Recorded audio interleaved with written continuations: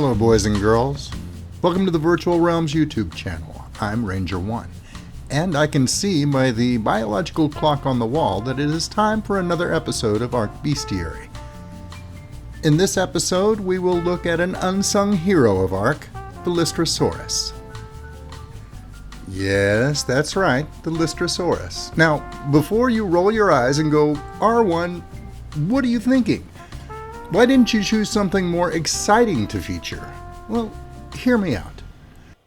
The hardest part of making this episode wasn't which creature to choose. That part was easy. No, the hardest part was selecting an appropriate title. There were so many to choose from. Lystrosaurus, a survivor's best friend. Lystrosaurus, the new player's best friend. All are accurate, as you'll soon see, but the most surprising yet appropriate title was the one I selected. Lystrosaurus, the ultimate survivor. Of course, if you've ever witnessed the defenseless and slow Lystrosaurus getting run down and devoured by a Dilo or a couple of compies, you could be forgiven for thinking I had lost my mind when I chose that title. But I did so for very good reasons that I'll explain by the end of this video. Let's start out by taking a look at what we know about the Lystrosaurus and how it's handled within ARK. According to the dossier, Lystrosaurus amica fidelis is a small herbivore, common to much of the island. Only about 2 feet long, it's not high on the food chain, and eats small plant life. Well, that much we know and is pretty obvious. The poisonous insects of the island seem to have little effect on Lystrosaurus. I think that's due primarily to this next part. Despite being among the island's tinier herbivores, Lystrosaurus is an incredibly resilient survivor. It recovers its torpor and health much faster than most creatures, which makes rendering a Lystrosaurus unconscious a rather difficult affair. I suppose we should count ourselves lucky that Lystrosaurus is a passive tame.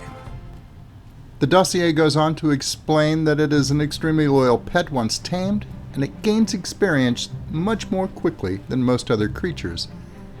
That's a big plus, because leveling up an animal like this is sometimes very difficult, but in this case, what little experience you do gain goes directly to the heart of the matter and boosts the Lystrosaurus up at a reasonable rate. And then we come to the key statement in the dossier. Additionally, its presence nearby appears to inspire allies, making them learn and gain experience more rapidly as well. Thusly, Lystrosaurus is an excellent addition to any tribe's hunting party. As you've already surmised, Lystrosaurus gives benefits to experience point gain, plus 50% to be exact, every time you pet the little critter.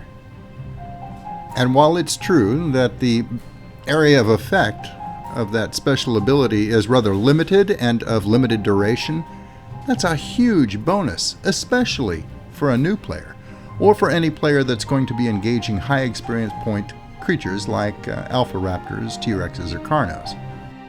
And you have to admit, few things are as cute as a Lystro performing its trick prior to giving you all that experience point goodness. Now, I realized that many survivors saw how easy it was to kill a Lystrosaurus, how defenseless it is, and how slow it is.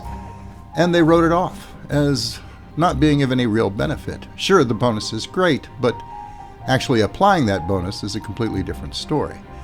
Well, it's true, that area of effect is not really large, as you just saw, but the Lystrosaurus is able to navigate most terrain fairly well for its size.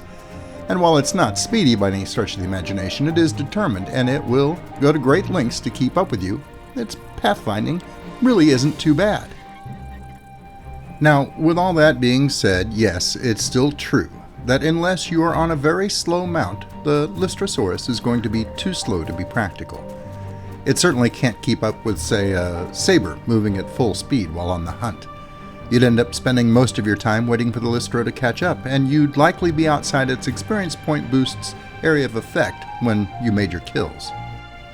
But that doesn't mean you can't reap the benefits of this remarkable ability in other ways. The first and most obvious is simply to keep it near at hand while doing your crafting. You and every creature in close proximity will benefit from its presence, as long as you remember to give the Lystro some love every few minutes. The same applies when you're out gathering resources on a creature like a mammoth or a Doedicurus. as these creatures aren't the fastest things on the ARK either. Less obvious is the fact that there is one way that you, and at least one of your creatures, can benefit from the experience point boost while on the hunt. It does require a little bit of preparation, however. First, you've got to grab another aerial mount, anyone will do, and go find your Lystro and snatch it up into the air. Once you get it firmly in your grasp, go find your favorite Quetzal that you use for hunting.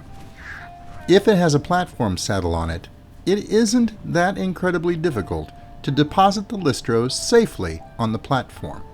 It'll stay there. Now this platform that I have doesn't have any structures on it of any type, but it seems to do the job admirably nonetheless. Then all that's left to do is to mount up and go on a hunt. Now personally, when I'm doing this, I prefer to put the Lystro on follow. That way, on the off chance that I do lose him, he'll at least do his best to try and catch up to me and find me out in the wilds of the ARK. And that's really all there is to it. Oh, don't forget to put your Lystro on passive. You don't want it leaping to the attack the first time you engage a creature. And give it a pet before you head out. You never know what you're going to find just outside your own gates.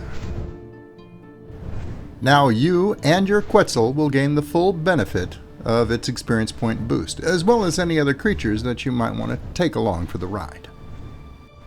Your Lystro should stay on the platform even when you engage in combat. I suppose to properly demonstrate that, I should head out and find something properly big and dangerous to demonstrate on. And there we go, the perfect test subject, the mighty Dodo. For those of you unfamiliar with the Dodo, it's a larger and more resilient relative of the common dodo, and is considered to be a very tough customer, at least by other dodos. But the point is, the Lystro is still with me, and it's near at hand whenever I need to jump up on the platform and give it a pet to start its experience point boost going again.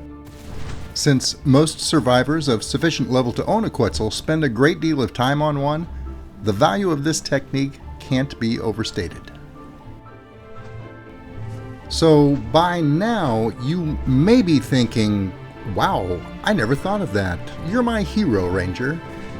But more likely, you're thinking, well, that's all well and good, Ranger, but it still doesn't explain why you named this episode Lystrosaurus, the ultimate survivor. The answer to that lies not in how ARK handles the Lystro, but rather its real story as told in our own prehistory. Because Lystrosaurus evolved during the late Permian period, they are a reptile that is older than the dinosaurs. They lived all across the southern hemisphere of the supercontinent we call Pangaea. They were about the size of an average pig, and their front legs had large bones and were bigger than their rear ones. Paleontologists interpret that to mean that Lystrosaurus were powerful diggers and burrowers. This would prove to be a critical factor in their survival. They were one of the few large terrestrial animals to survive the greatest extinction event in geologic history. The Great Death, as it is sometimes called, took place about 252 million years ago, at the very end of the Permian period, at which time 95% of all marine species and 70% of terrestrial vertebrates died out. But at least one species of Lystrosaurus survived. And not only did it survive, it thrived. Lystrosaurus was by far the most common terrestrial vertebrate of the early Triassic, and it dominated Pangaea for over 30 million years. This is the only time that a single species or genus of land animal dominated the Earth to such a degree. At that time, 95% of all land vertebrates were Lystrosaurus. The Lystrosaurus success story is a bit of a mystery. It's often been suggested that it had anatomical features that enabled it to adapt better than most animals to the atmospheric conditions that were created by the Permian-Triassic extinction event. Because it was a burrowing creature, it had large lungs that perhaps could better handle the low concentrations of oxygen and high concentrations of carbon dioxide believed to be present at the time. Or perhaps the commonly held theory that it wasn't a picky or specialized eater is correct, postulating that Lystrosaurus would have been able to find food to its taste when other, more specialized creatures could not.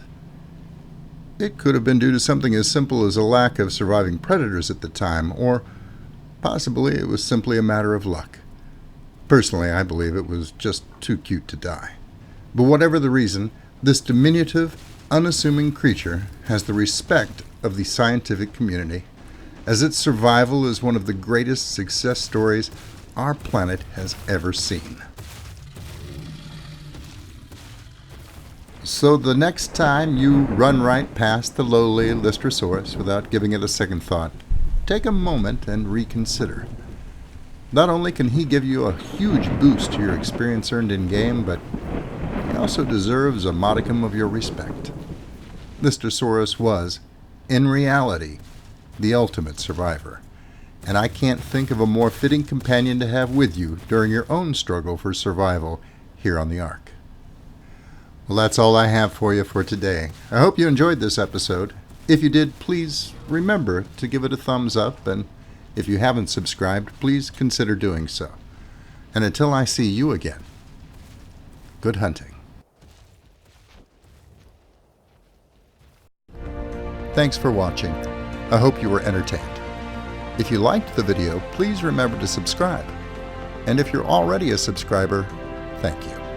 And I'll see you next time.